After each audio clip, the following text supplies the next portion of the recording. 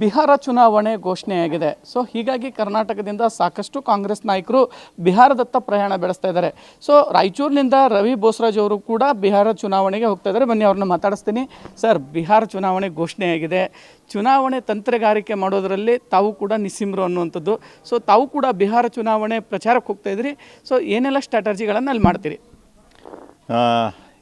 ಹೌದು, ಬಿಹಾರ ಚುನಾವಣೆ ಈಗಾಗಲೇ ಘೋಷಣೆ ಆಗಿದೆ.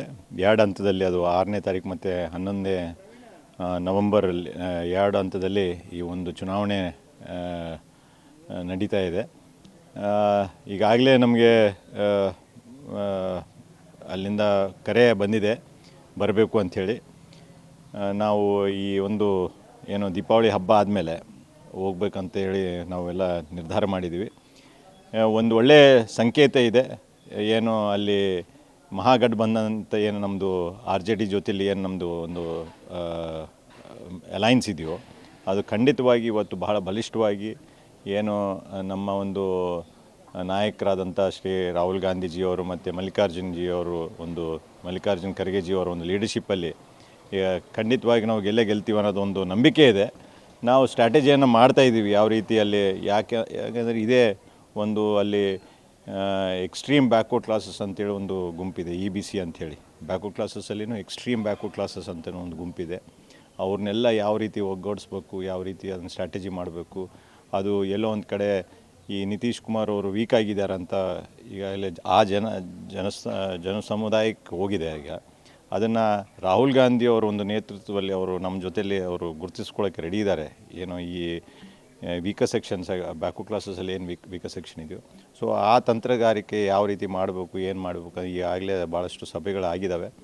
ನಾವು ಖಂಡಿತವಾಗಿ ನಾವು ಗೆಲ್ತೀವಿ ಅನ್ನೋದನ್ನು ಒಂದು ನಂಬಿಕೆ ಇದೆ. ಈ ವಾರ ಬಿಟ್ಟು ನಾವು ಹೋಗೋದು ಒಂದು ನಿರೀಕ್ಷೆ ಇದೆ. ಸೊ NDA ಮೈತ್ರಿಕೂಟದ ತಂತ್ರಗಾರಿಕೆಗೆ ಪ್ರತಿತಂತ್ರ ಹೆಣಿತೀರಿ?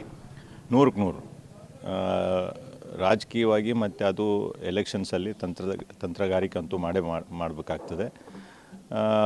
ಇವತ್ತು ಏನು 10 ವರ್ಷದಲ್ಲಿ ನಿತೀಶ್ ಕುಮಾರ್ ಅವರು, ಅದು BJP ಅವರು ಏನು ಆಶ್ವಾಸನೆ ಕೊಟ್ಟರು ಅಲ್ಲಿ ಬಿಹಾರ ಜನತೆಗೆ, ಏನು 70,000 ಕೋಟಿ 1 ಲಕ್ಷ ಕೋಟಿ ಕೊಡ್ತೀವಿ ಅಂತ ಏನು ಘೋಷಣೆಗಳು ಮಾಡಿದಾರೋ ಅದು ಜನರಲ್ಲಿ ಅವ್ರನಿಂದ ನಿರಾಶ್ರಿತರಾಗಿದ್ದಾರೆ. ಇವತ್ತೆಲ್ಲೋ ಒಂದು ಕಡೆ ಅವ್ರನಿಂದ ಅನ್ಯಾಯ ಆಗಿದೆ ಅಂತ ಒಂದು ಕೂಗಿದೆ.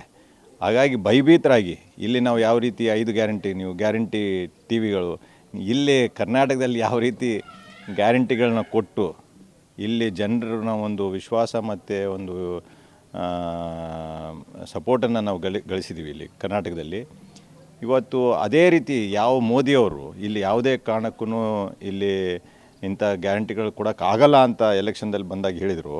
ಇವತ್ತು ಅವೇ ಈಗ ಡೈರೆಕ್ಟ್ ಬೆನಿಫಿಟ್ ಸ್ಕೀಮ್ಸ್ನ ಅಲ್ಲಿ ಬಿಹಾರಲ್ಲಿ ಕೊಡ್ತಾ ಇದ್ದಾರೆ 10,000 ಹೆಣ್ಮಕ್ಳಿಗೆ.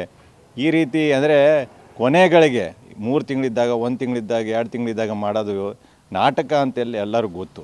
ಇಲ್ಲಿ ನಾವೇನು ಮಾಡಿದ್ದೀವಿ, ಮೊದಲನೇ ವರ್ಷ, ಮೊದಲನೇ ತಿಂಗಳ ಬಂದ ತಕ್ಷಣ ನಾವು 5 ಗ್ಯಾರಂಟಿಗಳನ್ನ ನಾವು ಇಲ್ಲ ಘೋಷಣೆ ಮಾಡಿ ಅದನ್ನು ಅನುಷ್ಠಾನಗೊಳಿಸಿದ್ದು ಕರ್ನಾಟಕ ಸರ್ಕಾರ, ಮಾದರಿ ಸರ್ಕಾರ ಇಡೀ ದೇಶಕ್ಕೆ. ಅವ್ರೇನು ಮಾಡ್ತಾಯಿದ್ದಾರೆ, ಅವ್ರು ಬರೇ ರಾಜಕೀಯ ಬುಡುಬುಡುಕ್ತಂತಾನೆ ಬಿಟ್ಟರೆ ನಿಜವಾಗೂ ಜನರ ಕಾಳಜಿ ಇಲ್ಲ. ಇವತ್ತು ಸೋಲಿನ ಭೀತಿಯಲ್ಲಿ ಇವತ್ತು ಏನು ಮಹಿಳೆಯರಿಗೆ ನಾವು 10,000 ಕೊಡ್ತೀವಿ, ನಿರುದ್ಯೋಗಿಗಳಿಗೇನು ನಾವು 1,500 ಭತ್ತವನ್ನು ಕೊಡ್ತೀವಿ ಅಂಥೇಳಿ ಇವತ್ತು ಘೋಷಣೆಗಳು ಮಾಡ್ತಾಯಿದ್ದಾರೆ. ಜನ ಇವರಿಗೆ ಸ್ಪಂದಿಸಿಲ್ಲ. ಯಾವುದೇ ಕಾರಣಕ್ಕೂ ಇವರು ಸೋಲು ಖಚಿತ ಅಂತ ನಮಗೆ ಗೊತ್ತಾಗಿದೆ. ಅದು ಕಾಂಗ್ರೆಸ್ ಮೇಲೆ ಅಲ್ಲಿ ಜನರಿಗೆ ನಂಬಿಕೆ ಬಂದಿದೆ, ರಾಹುಲ್ ಗಾಂಧಿ ಅವರೊಂದು ಲೀಡರ್ಶಿಪ್ ಮೇಲೆ ಅವರಿಗೆ ನಂಬಿಕೆ ಬಂದಿದೆ ಅಂತ ನಮ್ಮದೊಂದು ನಂಬಿಕೆ. ಸೊ ಆಡಳಿತ ವಿರೋಧಿ ಅಲ್ಲೇ ನಿಮ್ಮ ಕೈ ಹಿಡಿತಿದೆ ಅನ್ನುವಂಥ ವಿಶ್ವಾಸ ಅಲ್ಲ, ಆಡಳಿತ ಅಲ್ಲೇ ಅವ್ರ ವಿರೋಧ ಇದೆ, ಪ್ಲಸ್ ನಮ್ಮ ಪರವಾಗಿಯೂ ಇದೆ.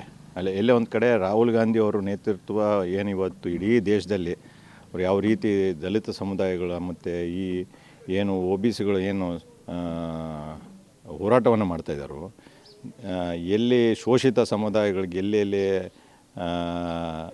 ಅವ್ರಿಗೆ ಅನ್ಯಾಯ ಆಗ್ತಾಯಿದೆ, ಅವರು ಒಂದು ದನಿಯಾಗಿ ಇವತ್ತು ಅವರು ಇಡೀ ದೇಶದಲ್ಲಿ ಮಾಡ್ತಾಯಿದ್ದಾರೋ ಅದಕ್ಕೆಲ್ಲೋ ಒಂದು ಕಡೆ ಜನರ ವಿಶ್ವಾಸನ ಇವರು ಗಳಿಸಿದ್ದಾರೆ ಇವತ್ತು ರಾಹುಲ್ ಗಾಂಧಿಯವರು.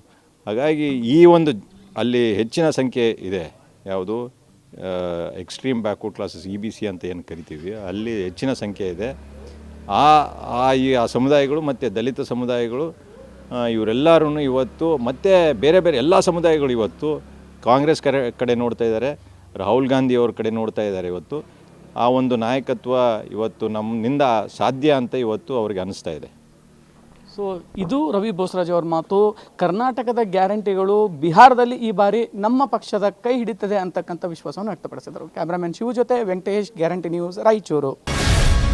ಗ್ಯಾರಂಟಿ ನ್ಯೂಸ್, ಸುದ್ದಿ ಖಚಿತ, ನ್ಯಾಯ ನಿಶ್ಚಿತ.